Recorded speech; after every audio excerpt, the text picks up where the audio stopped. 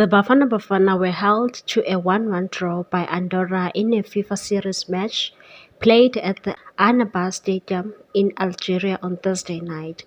Coach Hugo Broos kept the promise he made on the eve of the match and made a few changes, giving several players an opportunity to impress and show what they can do. The coach said after the match he would have loved to see more goals being scored by his team, but was still happy with the performance of his players.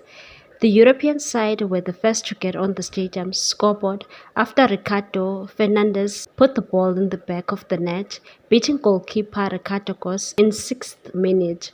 The South Africans fought their way back and equalized through Elias Mukwena in the 25th minute. The visitors created a number of opportunities and could have punished Andora goalkeeper Anthony Gomes on another day, but they eventually had to settle for a share of the spoils. Bafana will travel back to Algiers in the coming days, and a tough assignment awaits them in the North African country's capital when they face host Algeria on Tuesday. Please like, comment, share, and subscribe for more sports news.